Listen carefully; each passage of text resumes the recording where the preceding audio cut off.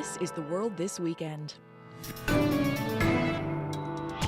Hello, I'm Stephanie Skandaris. Coming up, as Israel prepares to expand its operation in Gaza, families of people taken hostage by Hamas once again pressure the government to rescue their loved ones. We're all here for them not to kill anybody innocent in Gaza, just to bring them back. Also on the program, a group of Afghans who worked with the Canadian military are facing new danger in Pakistan. I'm extremely concerned by the current stance that Pakistan has taken to deport Afghans. How a Canadian veterans group is trying to help. And one of the world's biggest sporting events is about to reach a fever pitch. What to watch for as India and Australia meet in the Cricket World Cup. In sport, there's nothing more satisfying than hearing a big crowd go silent, and that's the aim for us tomorrow. That's later, but first. We begin tonight in Gaza. There are reports of 2 explosions in Jabalia in northern Gaza. The Hamas-run Health Ministry says at least 80 people have been killed. The Israeli offensive in Gaza is expected to start expanding soon, with forces pushing to the south. Ellen Morrow reports from Jerusalem. The desperate scramble to pull those barely clinging to life from the rubble in Jabalia. People were in their houses eating when suddenly the rubble falls on them, this man says. They were killed without even realizing what was happening. Bodies, including those of children, lay strewn amidst piles of debris and shattered glass. The aftermath of a blast that hit a UN-run school in Jabalia, sheltering thousands of people. The head of UNRWA, the UN agency that operates it, called the images horrifying, repeating demands for a humanitarian ceasefire. The Israeli military said it was reviewing an incident. It said its forces were operating in Jabalia and had hit Hamas targets, saying militants were intentionally fighting in civilian areas. Israel has hit Jabalia before. It said those strikes took out Hamas infrastructure and a top commander behind the October 7th attacks. But the UN Human Rights Agency condemned them as disproportionate and said they could amount to war crimes. Earlier in the day, hundreds left Al-Shifa Hospital in Gaza City, carrying what little they could, walking south, some holding white flags as tanks rolled by. The Hamas-run Health Ministry said the Israeli military ordered people to evacuate. Israel said there was no order, that it was responding to a request from the hospital to help people leave. Dozens of the most critically ill and premature babies remain at the hospital in dire conditions, unable to make the harrowing journey. In the south, the injured rushed to hospital after strikes in Han Yunis reportedly killed dozens of people. Israel seems set to expand its offensive here, warning people in several areas to evacuate for their safety. Many of them are already displaced from the north, forced to leave their homes by the fighting. There's no water, no electricity, sleeping on the floor. Our children are suffering, this woman says. We are tired. In Israel, anguish deepens over the fate of the hostages, more than 230 people being held by Hamas. Hundreds carrying posters of their faces descended on Jerusalem to the office of Israeli Prime Minister Benjamin Netanyahu, the end of a 5-day march from Tel Aviv. Bring them back home now. Nora Hertz said her friend and his son are among the hostages. We're all here for them not to kill anybody innocent in Gaza, just to bring them back. No one here has any idea when or if they'll see their loved ones again. Ellen Morrow, CBC News, Jerusalem. The Halifax Security Forum is presenting an award to the Israeli group Brothers in Arms. The group started as a protest movement against Israeli Prime Minister Benjamin Netanyahu. After the October 7th Hamas attacks, Brothers in Arms transformed into a large aid agency working to help Israeli civilians evacuate from communities near Gaza. The John McCain Prize for Leadership in Public Service is awarded every year to, quote, individuals from any country who have demonstrated uncommon leadership in the pursuit of human justice. Past recipients have included the people of Hong Kong and the people of Lesbos, Greece.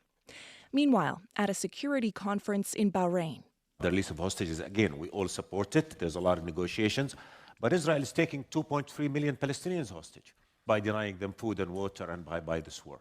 Jordan's Foreign Minister Ayman Safadi accused Israel of committing war crimes in the Gaza Strip and cast doubts on Israel's ability to achieve its goal of destroying Hamas.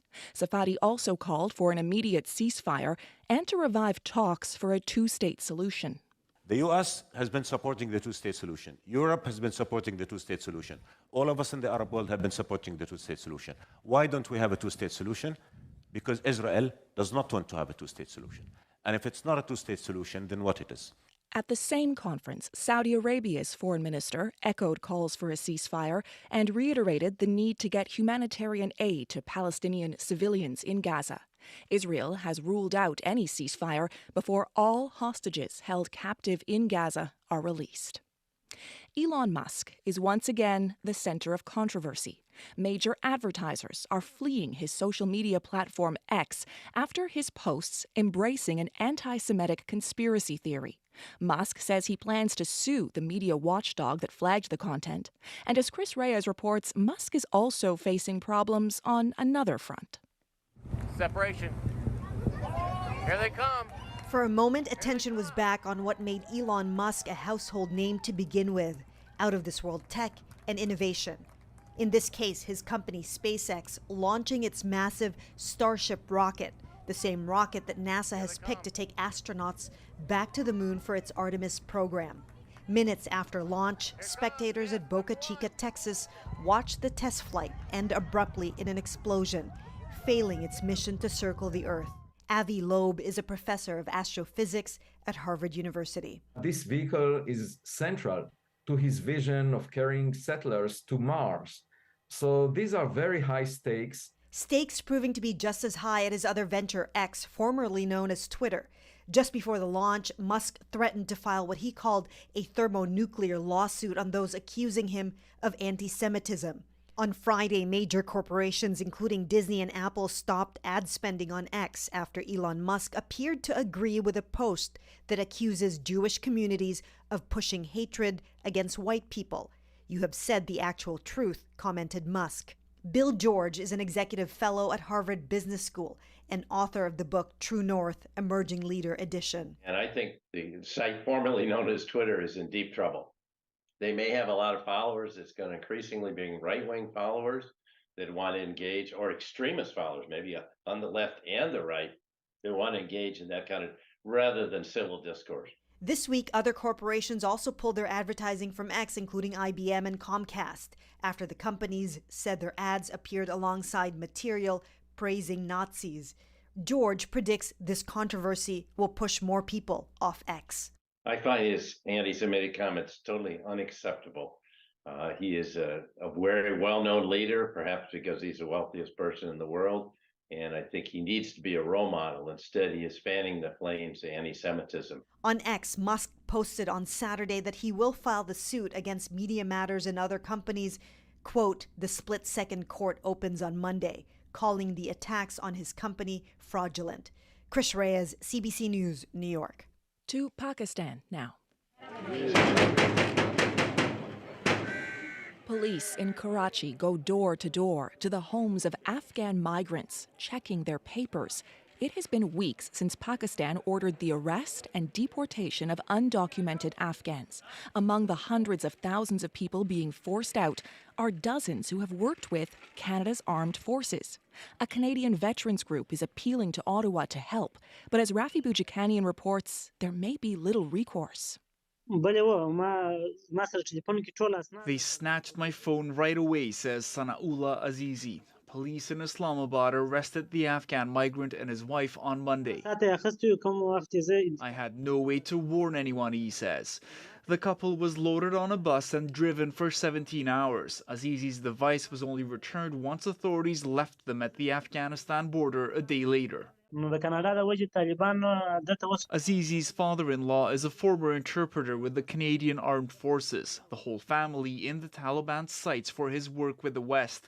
They fear their lives could be in danger. Azizi was in Pakistan hoping to have his application to come to Canada cleared in time to get here before police caught him. With no money on me, he says, I couldn't pay off the officers to let me stay in Islamabad. Migrants have been rounded up with their belongings in detention centers, then sent to Afghanistan. I'm extremely concerned by the current stance that Pakistan has taken to deport Afghans. John Feltham is with the Canadian veterans group Aman Lara. It's been helping Afghans who worked with the Canadian Armed Forces move to Canada since the Taliban took over Afghanistan in August 2021. The group says 6 Afghan families with ties to Canada's military, or roughly up to 50 people, have been deported to Afghanistan from Pakistan while waiting for their immigration paperwork to be approved. One of the biggest issues is we never generally have communication with them until it's too late, until they've been deported from the country. And then what we're doing is trying to pick up the pieces. A dilemma that's challenging the Canadian government too. Our operational ability to work in Afghanistan is extremely limited. Federal Immigration Minister Mark Miller says his department's working hard to get more Afghans out of Islamabad and bring them to Canada. It is very much a day-by-day thing and a week-by-week thing, but we, again, try to exhaust all options to make sure this is done as quickly as possible. Since Pakistan's crackdown began at the start of November, 2 charter flights carrying Afghans from Islamabad have made it here, but Aman Lara says thousands more could potentially be deported faster than they're approved for travel to Canada. Rafi Bujikani on CBC News, Ottawa. For 27 years, Noor Chowdhury has lived a quiet life in Canada. But in his home country of Bangladesh, Chowdhury is public enemy number 1, convicted in absentia of assassinating the president of Bangladesh and members of his family. He says he's innocent. An investigation by the Fifth Estate raises questions about his claims and puts the spotlight on the Canadian government's role in refusing to deport Bangladesh's most wanted criminal. Mark Kelly reports. Once a year, the people of Bangladesh gather, rally, and remember. It's called the National Day of Mourning, marking one of the darkest days in the young country's history. In 1975, a group of soldiers stormed the residence of the president of Bangladesh, Sheikh Mujibur Rahman. He was hunted down and murdered, along with his wife, a pregnant daughter-in-law, and his 3 sons, the youngest just 10 years old. 22 people in all. We have owned their freedom in an epic liberation struggle. The ultimate achievement of this struggle is the creation of an independent, sovereign People's Republic of Bangladesh. 4 years before his assassination, Sheikh Mujib, as he was known, was a conquering hero. He led Bangladesh to its independence after a brutal civil war with Pakistan. But according to an NBC News report from the day, the newborn country was doomed from the start. The ingredients of his downfall were evident even at the beginning, and not only because of the civil war. There were floods, drought, cyclones, famine, corruption, and poverty, and almost no machinery to deal with them. After the assassinations, the killers were given diplomatic postings and immunity from prosecution. That ended in 1996, when the daughter of the slain leader was elected prime minister. Sheikh Hasina wanted her father's killers brought to justice. That's when Noor Chowdhury arrived in Canada. In 1998, he was convicted of murder in absentia. He told the CBC back in 2011 he's innocent, the victim of a political vendetta. Well, I do not rely on the justice system of Bangladesh. The justice is bought and sold there. All the reports will testify to that. But the Prime Minister is unrelenting. 48 years after the assassination of her family, her wound still seems fresh. Noor Chowdhury says he was not there that early morning of your father's assassination. He says he was not there. Absolutely lie. Absolutely lie, because I am telling you, we know, everybody know that. Chowdhury applied for refugee status after arriving in Canada. His claim was denied. Canada's Immigration and Refugee Board said he is a fugitive from justice and ordered him deported. But because he was sentenced to death, Ottawa won't send him back. So they think about the killers, human rights, but not me, mine, or ours. How it could be? Tell me. This is my question to Canadian people, Canadian government. The federal government, citing privacy reasons, won't comment publicly on Chowdhury's case, nor will it meet with high-level Bangladeshi officials to negotiate his removal. Dr. Khalilur Rahman is Bangladesh's High Commissioner to Canada. You've been asking for a minister-to-minister meeting for, what, years now? Since, I think, 2016 or 15. And? They never responded to our communication. His patience, like his government's, is wearing thin with Canada's silence on this issue. So not only as a High Commissioner, as an ordinary Bangladeshi, this is my commitment that this killer is deported to Bangladesh to face the verdict. I think we're in an uncomfortable position having Mr. Chowdhury here in Canada. Rob Curry is a law professor at Dalhousie University. He says the Canadian government should be negotiating with Bangladesh to send Chowdhury back. There are more legal mechanisms and tools and diplomatic level tools that can be brought to bear. The mystery to me is why they aren't being brought to bear.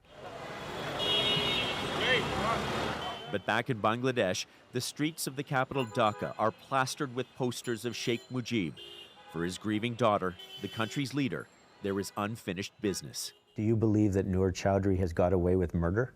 Of course I believe that. 48 years after the assassinations, Bangladesh is not ready to forgive, forget, or move on. Mark Kelly, CBC News in Dhaka, Bangladesh. And you can watch the full Fifth Estate documentary on CBC Gem or on the Fifth Estate's YouTube channel. Well, they're only 28 years old, but Bilal Beg is already quitting while they're ahead. Beg is the co-creator and star of the award-winning CBC series Sort of, which is coming to an end after 3 seasons. As Jenna Benchetrit reports, the series has meant a lot to members of the South Asian LGBTQ community. We're not going to be here forever, right? Makes me want to make some changes. I think maybe a big one. That's the sound of art imitating life in a new episode of Sort of. The CBC dramedy ends this season on its creator's terms. The timing felt right for co-showrunner Bilal Beg, who also stars in the show as gender-expansive Torontonian Sebi, who juggles their career with a difficult love life and the relationship with their immigrant parents. Part of me was like, I think that if we keep going, it might start to feel like a different show. With Sort of soon to be in the rear view, Beg hopes the series leads to an abundance of opportunity, not just chances, for trans and non-binary creators. I feel like we've proven ourselves over and over again that we can totally tell stories. Since its 2021 premiere, Sort of has been a bright light for viewers like Sanchari Soor. It was comforting almost to almost see myself reflected back on screen. When the PhD student binged Sort of, it was the first time they saw a non-binary South Asian protagonist on TV. Bilal lends a kind of honesty to that character, and when another racialized queer person in the diasporic context is watching this, they immediately connect with that character. Good morning, babe. Hey, knocking is a thing. Soar says Sort of humanizes its queer and transgender characters during a vulnerable time for many LGBTQ people. So I think when you see such characters in a show like that, it's difficult to then pay attention to the ugly noise that has been created by the rising transphobia. New York journalist Naveen Kumar says Sort of stood out among the many TV shows about soul-searching millennials. There is a market for stories that are unique and individual and don't fit our conventional ideas of identity. And while its main character straddles many identities, one of the show's strengths, Kumar says, is that Sabi never struggles with who they are. What I love about Sort of and what Bilal has done with this character in the story is this idea that everyone is always changing. Beg is looking forward to seeing what kind of shows get made and which voices are heard once the curtain closes on their Peabody Award-winning series. I mean, part of what I'm curious about is what happens after Sort of. Beg says they're ready to take a break from being in front of the camera and taking on darker, grittier projects during their next act. Jenna Benchetrit, CBC News, Montreal. Rapper and producer Sean Diddy Combs has settled a lawsuit filed by his ex-girlfriend, the singer Cassandra Ventura, known as Cassie. In the suit, she accused Combs of a cycle of sexual assault, abuse, and human trafficking that lasted more than a decade. Combs denied the allegations. The settlement comes just one day after the suit was filed, and the terms have not been disclosed. You're listening to The World This Weekend on CBC Radio. I'm Stephanie Skandaris.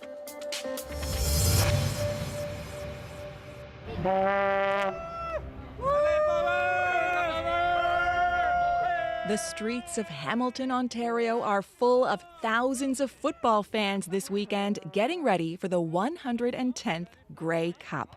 This year's game will see the Winnipeg Blue Bombers take on the Montreal Alouettes. It's the first time Montreal has made it to a Grey Cup since 2010, while Winnipeg is looking to get its third win in 4 years. While fans on both sides are hoping their team takes home the trophy, they're also just happy to take part in the tradition. We've been looking forward to this for months. Bought the tickets for months, planned this trip a long time, and now we're finally here and looking forward to a great weekend. It's all things Canadiana. So for me, the Grey Cup really is a bridge builder. We all come together as Canadians at the Grey Cup, can cheer our teams loud and proud together, and it's a whole lot of positive, good energy. The Grey Cup gets underway on Sunday at 6 p.m. Eastern Time. We'll have more coverage for you tomorrow. Hindu cricket fans in Mumbai pray for their team to win the Cricket World Cup tomorrow on home turf.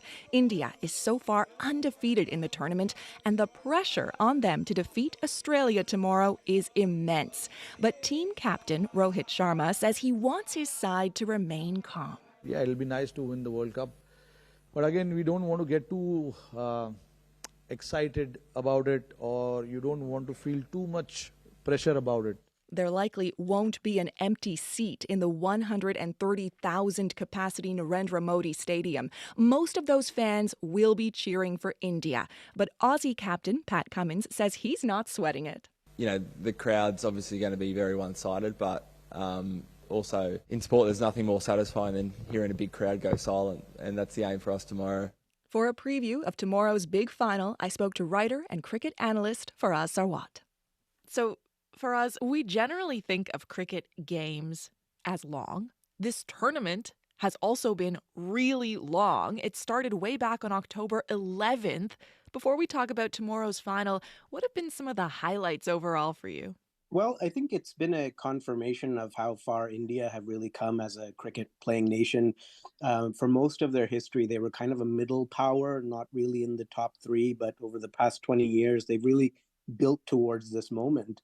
And they've gone 10-0 at this tournament. This was, as you say, Stephanie, a long tournament, each team playing 9 matches in the round robin, and then you make it to the semifinals, so long. And so that kind of stood out for me, that India remained consistent throughout. And really, just the fact that you can kind of keep a tournament like this going and people interested in it for, over a month. Now, beyond this match, non-Indian cricket fans have expressed concerns about the staging of the whole tournament itself. What can you tell us about that? Well, I mean, it's hard to escape the fact that the World Cup final is being played at the Narendra Modi Stadium in Ahmedabad, India. It's named after the sitting prime minister. He is expected to be there. Members of his party or people affiliated with his party kind of run Indian cricket. And so it's hard to not see this as a celebration of that. And so I think it does intrude a little bit into the cricket. And I think maybe the rest of the world might be watching it. The rest of the cricket world might be watching it with a little bit of concern. But in India, certainly the mood is celebratory. They've been planning this World Cup final for a couple of years. And the fact that their home team is there, undefeated, looking invincible, it's going to be quite the celebration.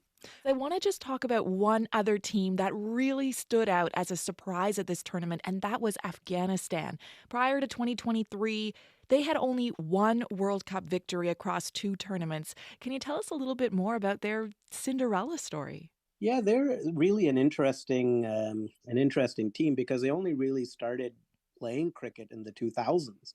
Cricket doesn't have a history in Afghanistan and basically came to that country through Afghan refugees in Pakistan. They play a very raw form of the game. They're pretty emotional as cricket players. In the past, you see them cry on the field and yell at each other and, things like that. But, with that kind of rawness that they have, they're very energetic, powerful. And when they get going, they're hard to stop. So in the end, Afghanistan ended up winning 4 of their 9 games. Two big upsets in that. One was that they took out defending champs England, and the big one for them was beating Pakistan. That's where they learned their cricket, and to beat Pakistan was a huge achievement for them. India has been the favorites to win since day one. They have home field advantage here, more than 100,000 fans in the stands on their side. What else do they have going for them? Well, I mean, that's really all of it. They've got every base covered, every department of the game. They're very, very strong. They have the edge here, certainly. This tournament has been a cakewalk for them. Expected them to win, but really they've won quite handily. But you've got two teams with momentum, crashing against each other. I think it'll be a great final. And the Aussies, though, they've won this tournament far more times than any other country. What are their chances like? Well, I think if any team has a chance of beating India in this World Cup, it is Australia. They are playing their 8th final. They've won this tournament 5 times. They're battle-hardened. I think, the advantage that they have of having had a little bit of a tougher time in the tournament, yes, they've won 8 in a row. And what that means is that when the going gets tough against India in the final, and it will, the Australians will not wilt. The interesting thing with both India and Australia is that they both have the ability that when the game kind of gets away from you, the pendulum swings, they have it in them to wrest the initiative back. They will fight to the end. They will change the game back in their favor. So that's why I think this will be a pretty good final. All right. If you were a betting man, who would you be betting on right now? Well, I'm not a betting man, but I would. I do think that everything kind of lines up in India's favor. It's going to be an upset, I would say, if Australia win. But Australia are not no hoopers, as I said. I think they have maybe a 35-40% chance of winning this game. And really, in a game like cricket, if one player has a special day, that can turn things around. So anything can happen, but I think signs point to India.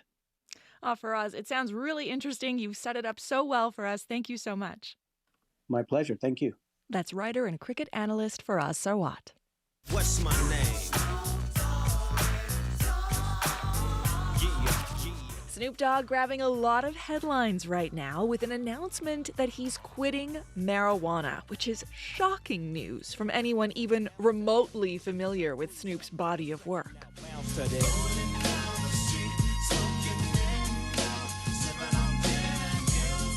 Laid back. The D.O.G. has never, ever been shy about his love of cannabis. He's claimed he smokes up to 81 blunts a day and pays someone an annual salary of $50,000 to roll them for him. Now he's apparently dropping the habit. Drop it like it's hot. Drop it like it's hot. Drop it like it's hot. Or is he? This started with a post to his nearly 83 million Instagram followers that said, "After much consideration and conversation with my family, I've decided to give up smoke. Please respect my privacy at this time." Which doesn't sound like the guy behind this song. Smoke the weed every day. Don't smoke the seed. No way. Except the post doesn't say exactly what he's giving up. And Snoop Dogg loves things other than cannabis. His family, for one. He says his grandchildren are everything to him. He also loves a business deal. Just this week, he's put out a cookbook and a new video game company. He's got Snoop Loop's cereal, flavored gin, gold doggy bowls, and who could forget his partnership with lifestyle queen Martha Stewart. Whoa, do I smell? That's right. Fondue time. He also owns a cannabis company, and his latest post today says natural high with a clock and music emojis, leaving many to wonder if he isn't about to pitch another product. I got the rollie on my arm and I'm pouring Sean down and I'm all the best because I got it going on. So is this all just a smokescreen? Here's a little more Snoop Dogg while you ponder that. This has been The World This Weekend. I'm Stephanie Skandaris. Thanks for listening. The phantom, exterior like fish eggs, the interior like suicide wrist red. I can exercise you, this could be your phys ed. Cheat on your man, man, that's how you get a his ed. Killer with the B, I know killers in the street with the still to make you feel like chinchilla in the heat. So don't